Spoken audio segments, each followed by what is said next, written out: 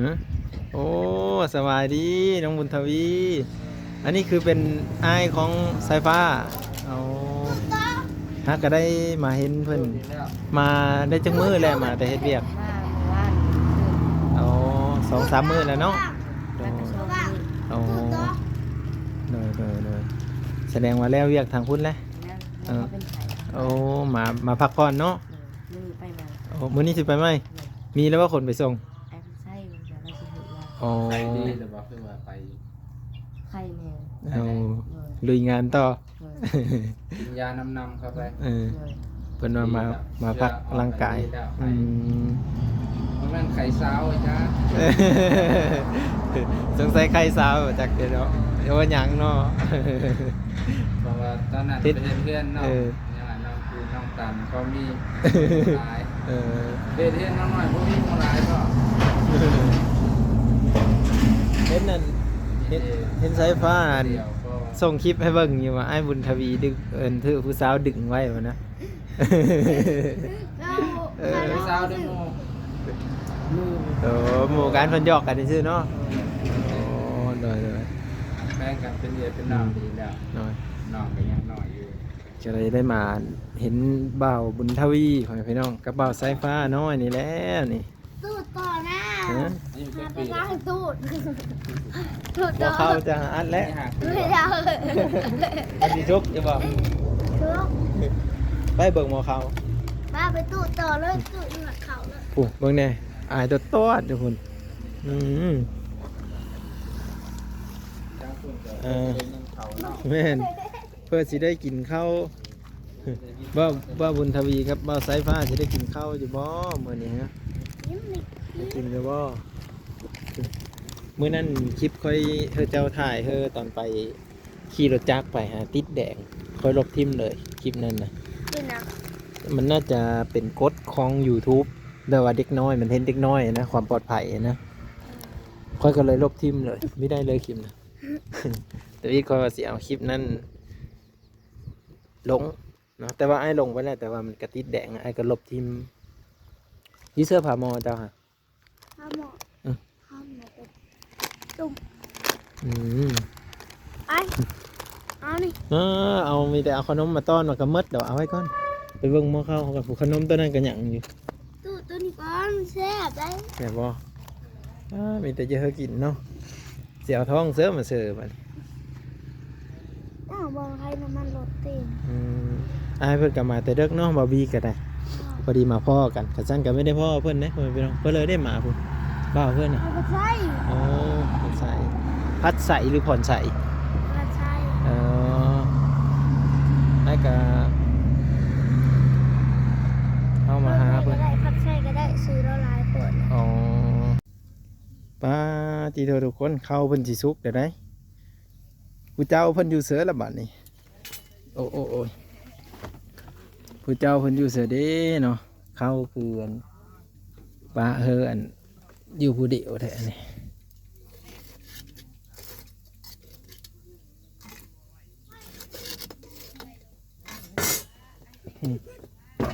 ่นี่ขนมนี่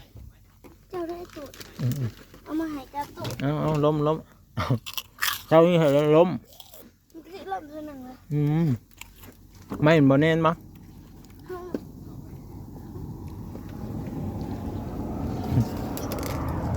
นั่งอยี่ช่อนั่งอยี่ลุม นั่งอยู่ลมคือว่านั่งอยู่เทั้งซะไอ้นั่งผู้เดียวเต็มหมดเลยว่าไอ้นั่งผู้เดียวสิเต็มนะ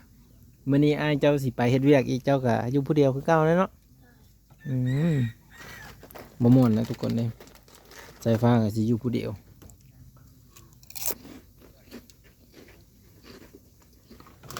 อันนี้ยังเด็กมาละ อ๋อเอาเข้าไหนวะ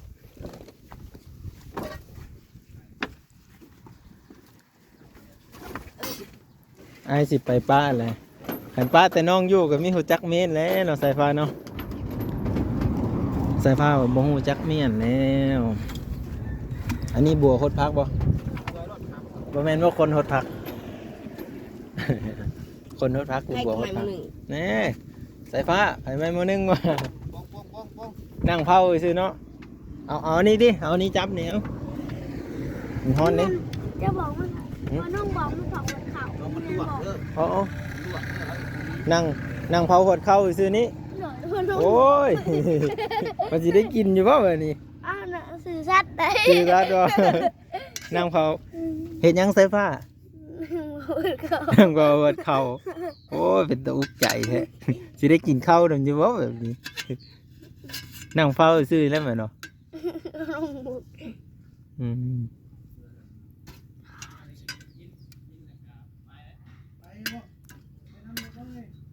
โอ้เพิ่นสิพาอ้ายจะไปอันนั้นบ่ โดดเรียก โอ้เจ้าได้บ่ไปบ่ฮะ เมือง เมื่อบ่เหมือนอะไม ใคร ไกลบ่ ไปอยู่ ไกลคิดฮอดบ้านเนาะบ่มีไฟอยู่เหือนอีกเนาะ จะไปอยู่ คันเจ้าไปเปิดปะเหือนแน่เนาะเฮ็ดติ้มมันสิอันลวกเจ้าฮะ โดดเห็นไป หึ เลือกขี่งัว โอ้ลวกขี้งัว เดี๋ยวผมงัวมาขี่เองมันฮอนด่า เจ้า เอาน้ำมันลวกบ่เพราะนี่มันเจ็บท้องเห็นไหม มันมาขี้ใหญ่ใช่แถวตอนหน้าเหือนเจ้าเอาอีเลยเนาะสีได้เมียนอีกเลย โอ้ยอยากเลยแหละเก็บใส่กองหน้าเลย เก็บใส่ข้างหน้าเลยโอ้ นี่อาหาร บ่อายถามเนี่ยอันตุ้มมีหยังเนี่ยเอามาเบิ่งดู ใส่ป้า อันนี้ได้ หนึ่ง ใส่ไปเอามาดูเอาตัวนั้นก็ได้มันยังบ่หมุนบ้านอ้ายคือบ่มีได้สายฟ้าบ้านอ้ายบ่มีได้แบบนี้ฮะ ขอเห็ดเนี่ย โอ้พอจะเฮ็ดให้ ตอนเพิ่นยังบ่ทันได้ปากันบ่ บัวขอคนไทย โอ้พ่อคนไทย เพิ่นก็มายามอยู่ เนาะ อืม เดี๋ยวเราเห็ดไว้ให้ เราเฮ็ดไว้ให้ เอาบัตรป่ามันเข้าด้วยซะ นี่แหละ ของเข้านี่เลย มันก็ถึกอยู่บ่ตามที่เจ้าไปใส่ คือจอ ป่ายังส่วนลายมันเข้าไป ปลาโลดจับปลาดุก กระดูกก็เข้า โดยจับกระปูลายชุด โอ้กระปูไรสุด เออ ใส่ตอนน้ำอยู่ในกลางหนานะบ่ โดยหน้าลงอ่ะเด้ อ๋อบัตรเสียงออกด้วยซะ แต่ที่ออกเด้มันมีบทแกะอยู่นี่ อ๋ออ้ายสิมีวิธีเลยนี่ พอดีว่าอ้ายก็ต้องการที่จะเอาไปใส่ปูใส่ป่านะ เจ้าบ่ อืม ได้เลย จะแบบว่าเอาให้อ้ายจัก4-5 อันได้อยู่ ได้อยู่ เบิ่งไอ้เบิ่งแบบมันก็แหละไอ้สิมือหาซื้อเอาตะนางนี่แหละไปใส่โอ้บัดนั้นนี่แกตัวนี้ ได้หอยแกะมันเลย โอ้แกนี่แหละทอกออกเลย โอเค เฮาสิเฮ็ดเป็นวงมนก็ได้บ่ ได้อยู่ที่ของกบ บัดจะใส่ได้จะใส่ไปได้แหละ ใส่นี่ ใส่ทั้งตั้งหรือใส่ทั้งนอน ใส่แบบนี้ โอ้ นี่ด้วย อันนี้เป็นคันนา นี่เพราะเจ้าต้องหาเนี่ยว่าโอ้ย โอ้ มาปะเป็นนี่บ่ให้มัน น้ำเลิกบ่น้ำท่วมมีเนาะ บ่ถ่วมก็ได้ซ้ำคือมันพอดีซ้ำอันนี้มันออก โอ้พอดีมันลอยเขานี้ เออพอดีเตรียมปากนี่มาได้ โอ้อันนี้คันนา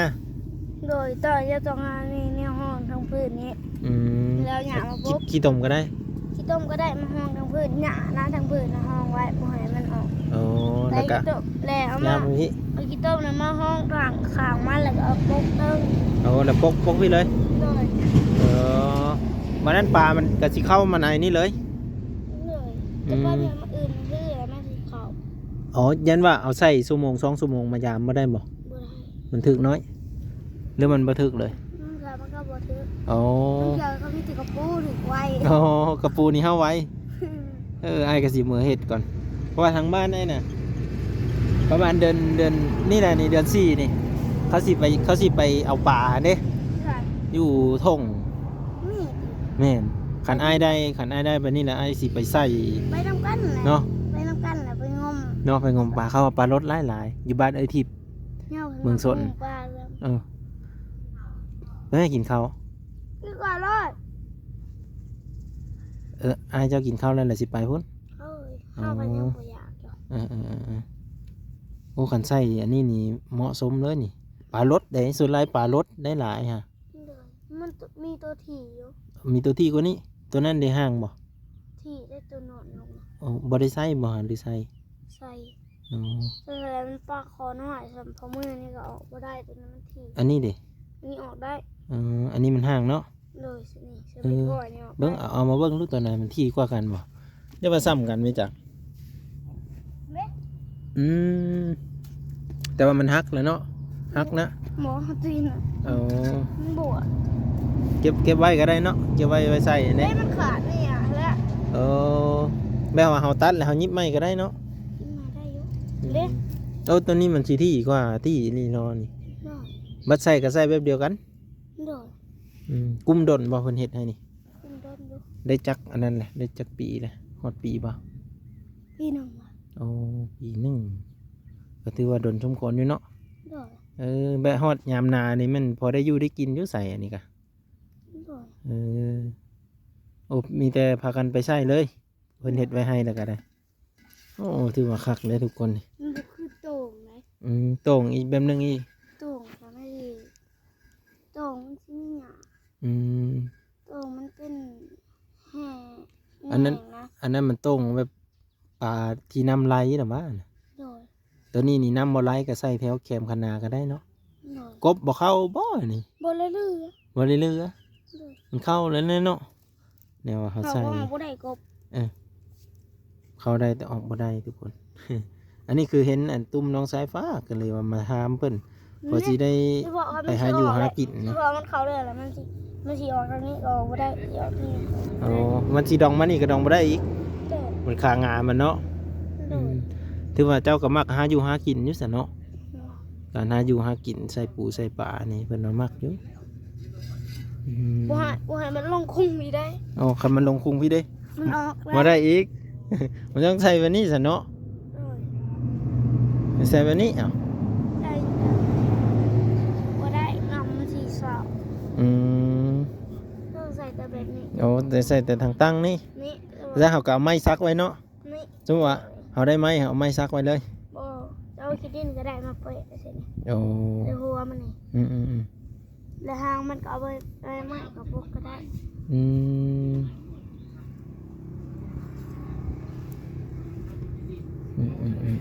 เนาะมันซ้ำนี่เลยเนาะน้องสายผ้าก็ยังไม่ทันได้เจอข้าวเจอน้ำไปเลยดีใจสมัยมาหาไม่จักผู้ทางเบาบี้เบาอันเบาเพื่อก่อน ให้กระจาย เบาผ่อนใสแล้วก็เบาหนงเบาบางบ่อยพี่น้องเอ้ยเนาะเบาบางขออยู่ห่างแถวดีกว่า ว่ามาหาน้องสายฟ้าตำหลังหมู่ไปพี่น้องไป แล้ว วิดีโอ มาที่สอง ที่สองบ่ ต่อ วิดีโอหน้าจึงมาหาน้องสายฟ้าเมื่อว่าเพิ่นสิเฮ็ดเพิ่นเลยสิมาอัปเดตให้เบิ่งนั่นแหละน้องสายฟ้าเนาะ โดย มื้อนี้ก็เพิ่นนึ่งข้าวแล้วเด้อเด้อายเพิ่นกำลังกินข้าวแล้วอายเพิ่นสิได้เดินทางไป